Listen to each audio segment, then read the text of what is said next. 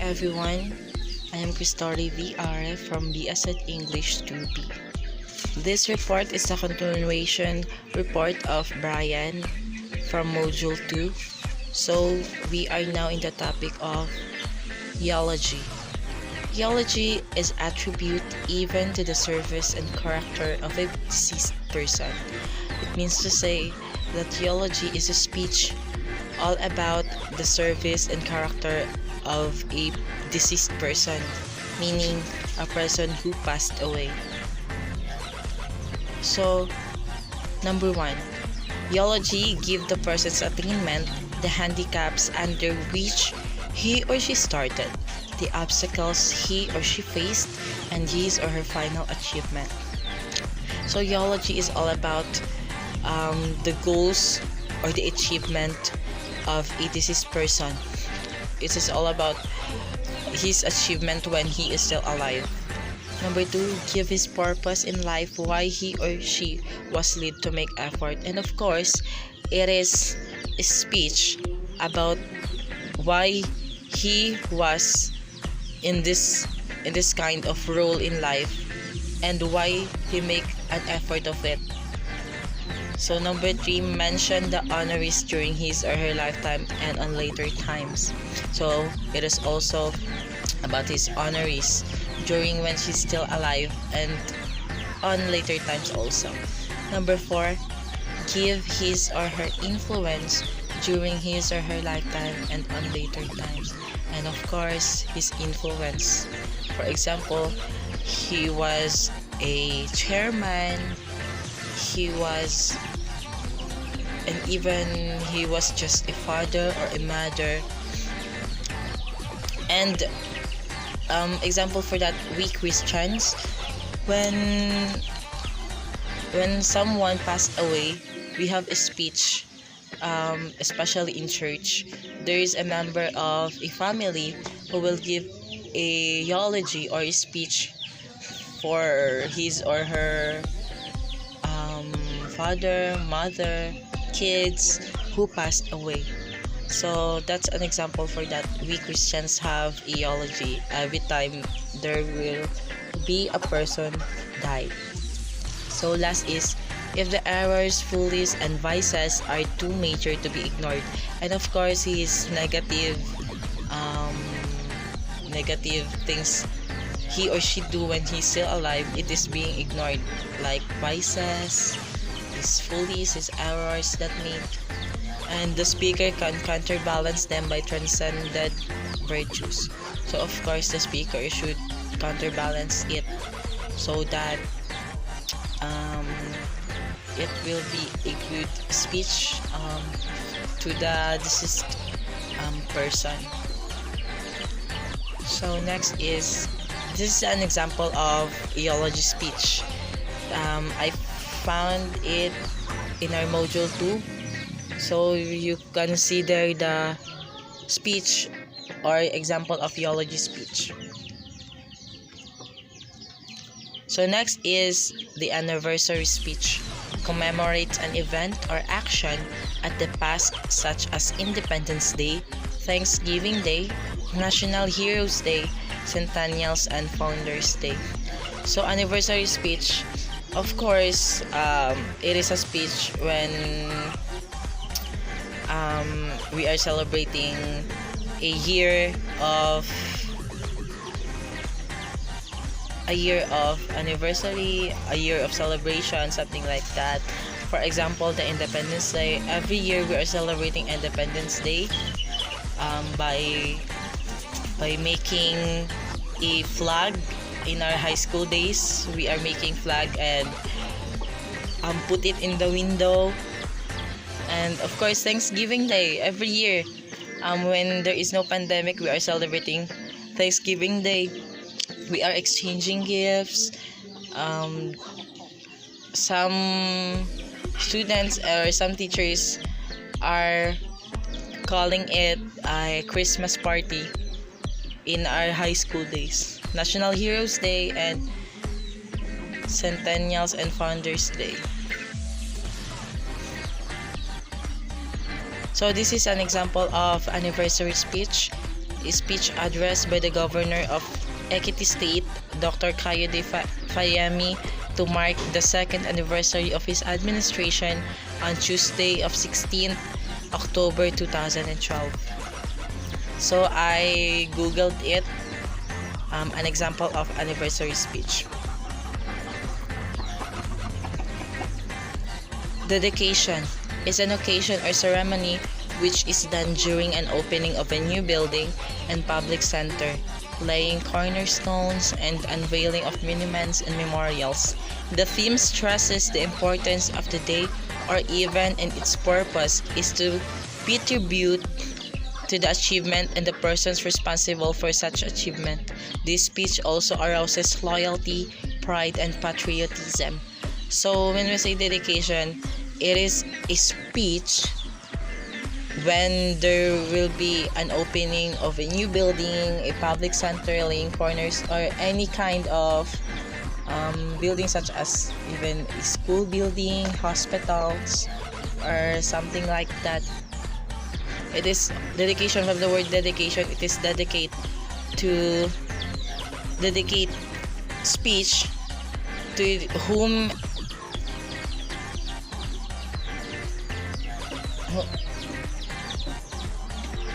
it is concerned, a person who built it, or a company or an organization who built it. So number one, it gives the purpose for which the edifice was constructed, the material need, the symbolic importance, and of course the speech have a message to where it was constructed, the materials, the construction materials, such as, for example, the cement, waters. And number two, mention the people who produced it, at what cost and against the obstacle. And of course, like I said earlier, the people who produced it, and what cost and against the obstacle, and why did he build that or she build that building. So give its tangible use or intangible use, and of course, why did she build it? What is his purpose? Why did she build it? So number four, steer the listeners to task ahead in relation to the purpose of the dedication. So let's move on to speaking on radio and television. Today, more than ever, radio and television have become potent forces, not only in communication but also in business and public services. Yes, we all know that radio and television is very important for us, Filipinos, or for us people living here, because through television and radio we will be updated on what's going on around us, what's going on in the Philippines, what's going on around the world, everywhere, everything that is happening. There is a radio and television who will update you. So they became powerful tools for education. Yes, education. Like now, we are in a pandemic, or the COVID-19 pandemic. We don't have face-to-face classes. Elementary students have a class in television. There is a channel in the television that is an educational channel. Reforms, progress, and even for political and personal purposes. Like now, the election is coming. Some of the candidates for the election is having a commercial already in the television, so that people will vote them because of the coming election, this coming 2022. So the most common fare in radio and television today are news programs. Yes, for example, the 24 Horas at GMA channel and the TV Patrol at the Kapamilya channel are news programs. For example, in the radio news program is that the DZMM, the Happy FM, or even here in Parang we have the XII 107.5 channel here in Parang, Maguindanao. So the radio newscaster's speech is usually spontaneous, meaning is received by ear. So the radio newscaster speech is spontaneous, meaning they are just hearing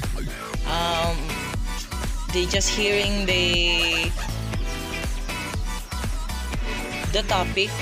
Or when we say spontaneous, there is no script. Not like on the other hand, the TV newscaster's message is supplemented by gestures and facial expression. I experienced when I was high school. I am a member of a TV broadcasting during my 9th grade in high school. I was one of the reporters there. So when you are a newscaster or TV newscasters, you should have a good gesture, a good facial expression, so that your listeners will catch your attention. So in addition to the physical environment, the event or the visual aids provided during the program, yes, not like in the radio, their speech is spontaneous, while in TV newscasters or in TV broadcasting, there is a visual aids provided during their program. So both the radio and TV newscasters may depend on scripts. Radio newscasters also have scripts, but in speech, radio newscasters are spontaneous. But when they having a news, they have scripts. It is not only the content of the radio and TV broadcasters' communication activity that is of great importance. Their language and speaking style can influence their broadcast audience to a great extent. Their correct pronunciation, clear articulation, and good diction enhance and even heighten the acceptability of their message and their credibility as communicators. This, in turn, influence in no small measure the speech conduct of their broadcast audience. So, when you are a good broadcaster, you have a good pronunciation, clear articulation, and good diction enhanced. You also help your audience to be more good in speaking skills. When you have a good diction, like for example, the kids, they are watching some educational channel. They are they are following the pronunciation, the intonation, and of course the diction of some words. So that's it. And of course, in TV and radio broadcasting, or in radio or in television, you have a mass audience. Means to say, even all the people around the world can hear you or can see you through TV and radio. So